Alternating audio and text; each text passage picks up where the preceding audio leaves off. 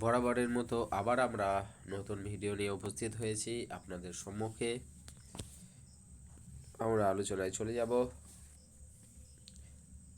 আজকে আমরা আলোচনা রাখছি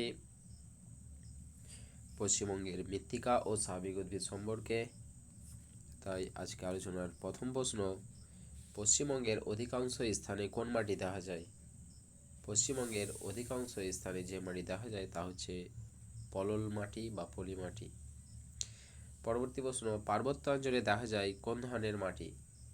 পার্বত্য অঞ্চলে দেখা যায় ফরচল মাটি। নদী তীরবর্তী প্রাচীন পলিমাটিকে কি বলা হয়? নদী তীরবর্তী প্রাচীন পলিমাটিকে বলা হয় ভাঙর।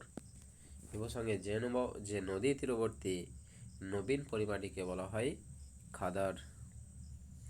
সুন্দরবনের দেখা যায় কোন ধরনের মাটি? সুন্দরবনে যে মাটি দেখা যায় তা হচ্ছে লবণাক্ত মাটি। মালভূমি অঞ্চলে দেখা যায় কোন ধরনের মাটি? মালভূমি অঞ্চলে দেখা যায় ল্যাটেরাইট মাটি। পর্জল মাটির রং কেমন হয়? পর্জল মাটির রং হয় ধূসর। নদীয়ায় কোন ধরনের মাটি দেখা যায়? নদীয়ায় যে ধরনের মাটি দেখা যায় তা হচ্ছে পলি মাটি বা পলল মাটি। আমরা চলে যাব পরবর্তী প্রশ্নে। ল্যাটিন শব্দ ল্যাটার এর অর্থ কী? ল্যাটিন শব্দ ল্যাটার এর অর্থ হচ্ছে ইট। পর্জল মাটির রাসায়নিক বৈশিষ্ট্য হলো ক্ষারকীয়, প্রশমিত, অতি ক্ষারকীয় না অম্লধর্মী? পর্জল মাটির রাসায়নিক বৈশিষ্ট্য হচ্ছে অম্লধর্মী, অর্থাৎ পিএইচের মান 7-এর কম।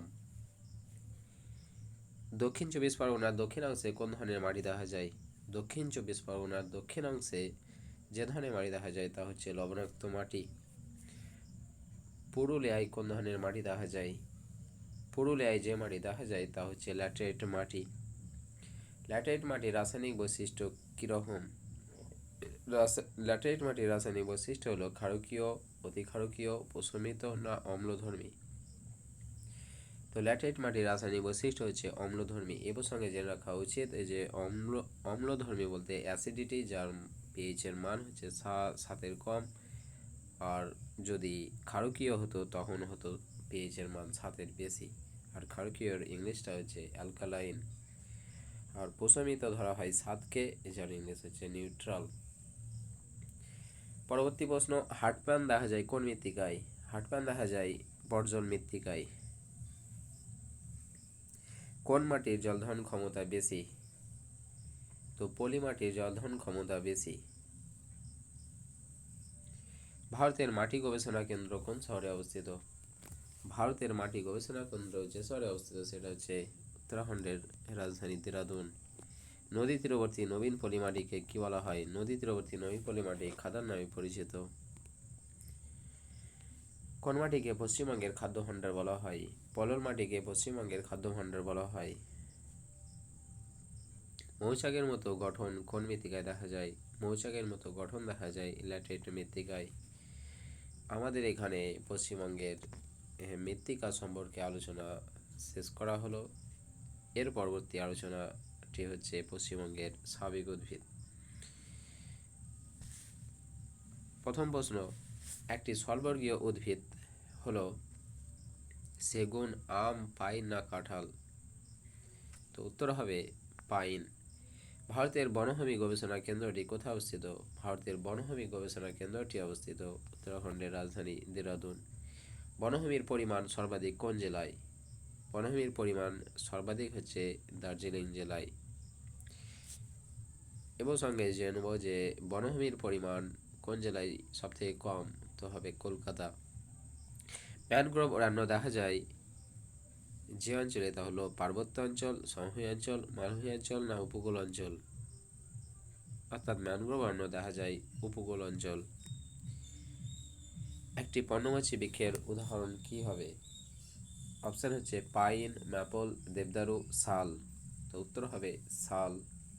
বিশ্ব অরণ্য দিবস কোন দিন পালন করা হয়? বিশ্ব অরণ্য দিবস পালন করা হয় 21শে মার্চ।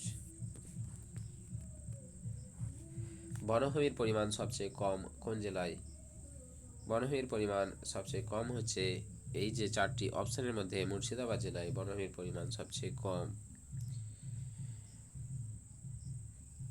সুন্দরবন ইউনেস্কোর ওয়ার্ল্ড হেরিটেজ সাইট মর্যাদা পায় কত সালে? সুন্দরবন ইউনেস্কোর ওয়ার্ল্ড হেরিটেজ সাইট মর্যাদা পায় 1987 সালে। শ্বাসমূল দেখা যায় কোন অরণ্যে? শ্বাসমূল দেখা যায় ম্যানগ্রোভ অরণ্যে। শ্বাসমূলের ইংলিশটা হচ্ছে নিউ ম্যাটাফোর, অর্থাৎ নিউ ম্যাটাফোর দেখা যায় ম্যানগ্রোভ অরণ্যে। স্থলবর্গীয় অরণ্য দেখা যায় কোন অঞ্চলে? স্থলবর্গীয় অরণ্য দেখা যায় পার্বত্য অঞ্চলে। পুরুলিয়া জেলায় দেখা যায় কোন ধরনের অরণ্য? অপশন হচ্ছে স্থলবর্গীয় অরণ্য, শুষ্ক পর্ণমোচী অরণ্য, আর্দ্র পর্ণমোচী অরণ্য না ম্যানগ্রোভ অরণ্য। Option B is the correct answer, অর্থাৎ শুষ্ক পর্ণমোচী অরণ্য।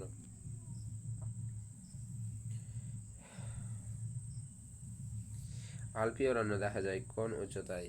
আলপি অরণ্য দেখা যায় 3000 মিটারের বেশি উচ্চতায়। জরায়ুজ অঙ্কুরোদ্গম দেখা যায় কোন উদ্ভিদে? জরায়ুজ অঙ্কুরোদ্গম দেখা যায় ম্যানগ্রোভ উদ্ভিদে।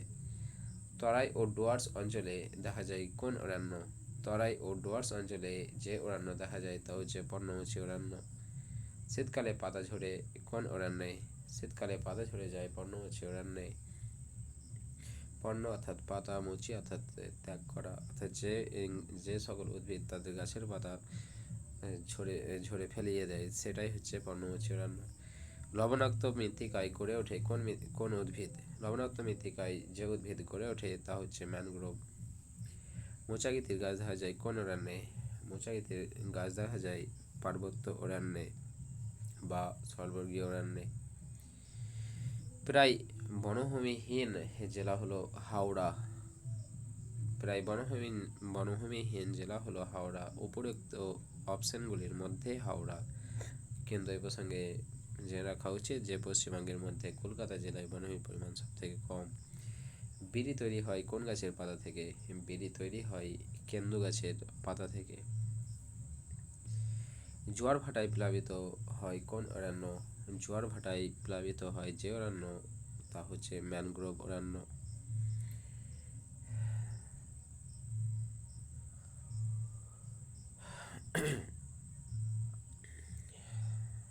আচ্ছা, আজকে আমাদের আলোচনা এখানেই শেষ করা হচ্ছে। পরবর্তী আলোচনা আবার করা হবে অন্য একটা ভিডিওয়। আপনারা সকলেই সুস্থ থাকবেন আর অবশ্যই চ্যানেলটি সাবস্ক্রাইব করে দেবেন যারা এখনও করেননি। আপনাদের প্রতি এটাই রিকোয়েস্ট। আর অবশ্যই ভিডিওর লিঙ্কটা ছড়িয়ে দেবেন, শেয়ার করবেন আর লাইক কমেন্ট করতে ভুলবেন না। অবশ্যই কমেন্ট করে জানাবেন যে আপনারা কী ধরনের ভিডিও পেতে চাইছেন। আচ্ছা, এখানে ভিডিও শেষ করছি। ভালো থাকবেন।